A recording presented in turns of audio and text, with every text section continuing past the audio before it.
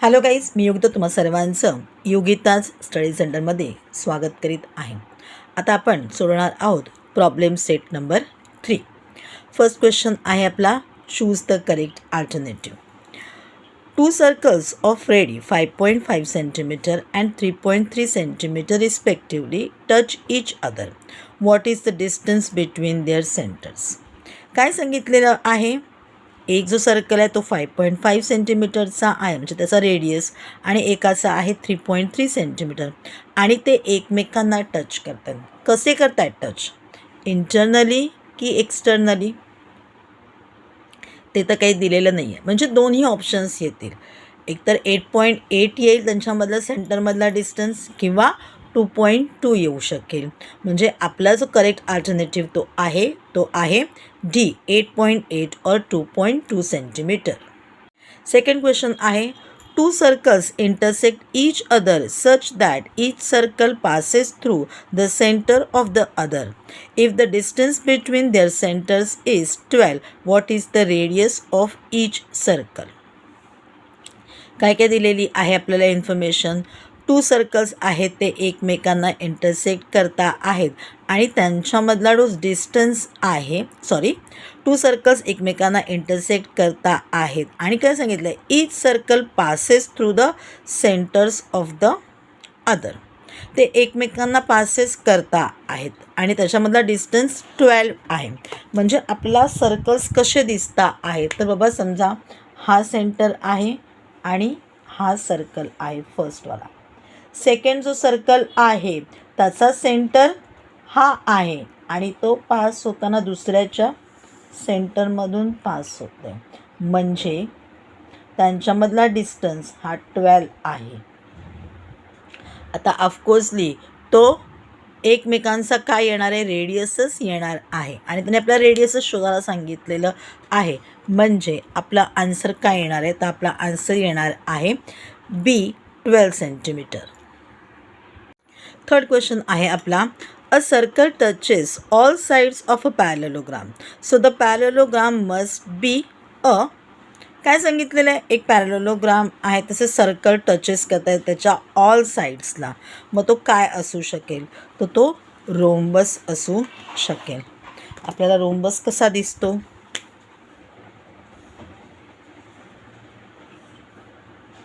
त्याच्या all sides सारख्या आहेत, मग त्याच्यामधून आपल्याला जो जाणारा सर्कल मिळेल, त्याचा सेंटर हा त्या सर्कलचा सेंटर असेल, आणि म्हणून तो काय असणार आहे? बी ऑप्शन, रोम्बस असणार आहे. बी ऑप्शन, रोम्बस. क्वेश्चन नंबर 4 आहे आपला, length of a tangent segment drawn from a point which is at a distance 12.5 centimetre from the centre of a circle is 12 centimetre. Find the diameter of the circle. काय सांगितलेलं आहे? Tangent आहे, तर टँजंटची length जी आहे ती 12.5 आहे, आणि ती सेंटरपासून किती लांब आहे? तर त्यांनी सांगितलेलं होतं ती 12 सेंटीमीटर आहे, आणि आपल्याला काढायचा आहे रेडियस, किंवा आपल्याला काढायचं आहे diameter.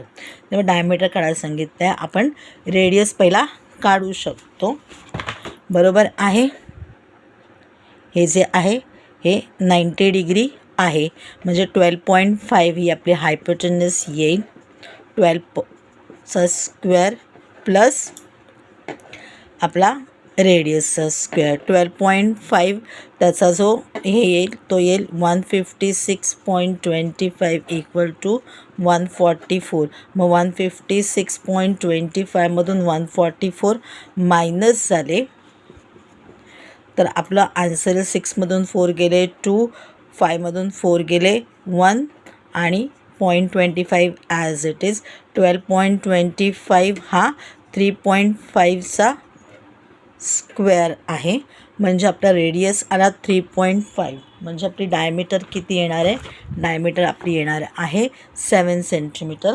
Option number C, 7 centimetre. Question number 5 आहे, if two circles are touching externally how many common tangents of them can be drawn. त्याचा आन्सर आहे आन्सर बी 2. आता आपण बघूया question number 6. Angle of ACB is inscribed in arc ACB of a circle with center O. If angle ACB equal to 65 degree, find measure of arc ACB. आता बघूया आपण. हा ACB आहे, हा इन्स्क्राईब झालेला आहे. ह्याचा जो इंटरसेप्टेड आर्क आहे तो आहे ADB. नेहमी काय असतं, कुठल्याही इंटरसेप्टेड आर्कमध्ये जो अँगल इन्स्क्राईब झालेला असतो त्याचा हाफ असतो. म्हणजे हा 65 डिग्री आहे. म्हणजे आपला आर्क ADB किती येणार आहे, आपला आर्क ADB आहे 65च्या डबल मीन्स 130. आता आपल्याला कुठला काढायचा आहे, आर्क ACB काढायचा आहे. Arc ACB arc ADB is equal to किती येणार आहे, आपली मेजर ऑफ अँगल किती येतं, measure of angle in circle किती येतं ते असतं 360.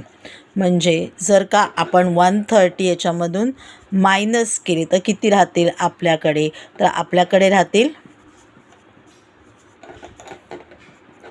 30. 3मधून 2 गेला, 3मधून 1 गेला, 2 राहिला, 230 डिग्री मिळाला आपल्याला आन्सर 230 डिग्री. आपला ऑप्शन आहे D 230. 7th क्वेश्चन आहे, chords AB and CD of a circle intersect inside the circle at point E. If AE equal to 5.6, EB equal to 10, CE equal to 8, find AD.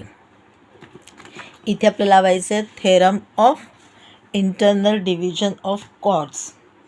बघूया आपण कसं दिलेलं आहे त्यांनी. Chords आहेत, E पॉईंटमध्ये आहेत, यांचं आपण काय करतो, मल्टिप्लिकेशन केलं की आपल्याला ते मल्टिप्लिकेशन कसं असतं, इक्वल असतं. म्हणजे काय होईल, AE into EB equal to CE into ED. आपल्याला काय काढायचं आहे, आपल्याला ED काढायची आहे. AE 5.6 आहे, EB आपली 10 आहे, CE आपली 8 आहे इंटू ED. 5.6 इंटू 10 म्हणजे आपला आन्सर आलेलं आहे 56. मग हा डिवायडेड बाय 8 होईल. इथे मल्टिप्लिकेशन आहे म्हणजे 8 7 56 म्हणजे 7 इज इक्वल टू ED. म्हणजे आपला ऑप्शन आहे A7. Question number 8. In a cyclic square ABCD, twice the measure of angle A is thrice the measure of angle C. Find the measure of angle C. आता काय काय सांगितलेलं आहे आपल्याला, सायक्लिकचा जो आपल्याला थेरम आहे तो वापरायचा आहे. ती जी आपली प्रॉपर्टी आहे ती वापरायची आहे. अपोजिट अँगल्स जे आहेत त्यांची सम किती येते, 180 येते. म्हणजे angle A plus angle C is equal to 180 degree येणार आहे. काय सांगितलेलं आहे त्यांनी, अँगल C कसं आहे, twice the major of angle A आणि अँगल A सांगितलेला आहे thrice the major of angle C म्हणजे 3C. मग आपण पण त्याला इथे Aच पकडूया. प्लस केल्यावरती काय होईल, 5A होईल इक्वल टू 180 डिग्री होईल. म्हणजे A इज इक्वल टू 5ने डिवायडेड केल्यानंतर 5 3 15, 18मधून 15 गेले, 3 राहिले, 30 झाले, 5 6 30 म्हणजे 36. आपल्याला अँगल C काढायचा आहे. अँगल C किती आहे, 2A आहे. म्हणजे 36 2 किती येईल, 72. म्हणजे आपला आन्सर काय येईल, 72 डिग्री. आपला option number B 72. Question number 9. Point ABC are on a circle such that measure of arc AB equal to measure of arc BC equal to 120 degree. No point except point B is common to the arcs. Which is the type of ABC? आता ABC हे points कसे आहेत, सर्कलवरती आहेत. Okay, आता ABC कसे आहेत त्यांनी सांगितलं, मेजर ऑफ आर्क कसे आहेत 120 म्हणजे किती झाले 240 झाले. आपला मेजर ऑफ सर्कल किती असतो, तो असतो 360. त्याची सम 360. 360मधून 240 मायनस केले 120 राहिले. म्हणजे हा जो राहिलेला आहे मेजर ऑफ आर्क AC जो आहे तो सुद्धा 120 आहे. म्हणजे बट ऑब्वियसली तो जो तयार झालेला ट्रायंगल आहे तो कसा आहे, इक्विलॅटरल आहे. सगळ्यांची सम कशी येणार, त्याच्या हाफ येणार आहे. म्हणजे 60 डिग्री 60 डिग्री म्हणजे इक्विलॅटरल ट्रायंगल आहे तो. म्हणजे आपला ऑप्शन आहे ए, equilateral triangle. Sub question number 10. Segment XZ is a diameter of a circle. Point Y lies in its interior. How many the following statements are true? म्हणजे काय होणार आहे आपण बघून घेऊया. जे तयार झालेला जो अँगल आहे तो काहीतरी आपल्याला असा दिसणार आहे. ओके, बघूया काय काय स्टेटमेंट झाले. It is not possible that XYZ is an acute angle. नाही, ॲक्यूट अँगल नाहीच दिसत आहे. XYZ can't be a right angle. Right angle पण त्यात जर का डायमीटर असेल म्हणजे हाफ सर्कल असेल त्याच्यामध्ये इन्स्क्राईब केलेला जो अँगल असेल तो 90 डिग्री येणार आहे. पण काय सांगितलेलं आहे, वाय कुठे आहे तर इंटिरियर पॉईंटमध्ये कुठेतरी आहे, सर्कलच्या आतमध्ये कुठेतरी आहे. XYZ is an obtuse angle. Obtuse angle असू शकतो तो. Can make a definite statement for measure of XYZ. Angle XYZ म्हणजे आपला आन्सर काय येऊ शकतं, angle XYZ is an obtuse angle. Only 3 म्हणजे आपलं सी ऑप्शन करेक्ट आहे, ओनली 3.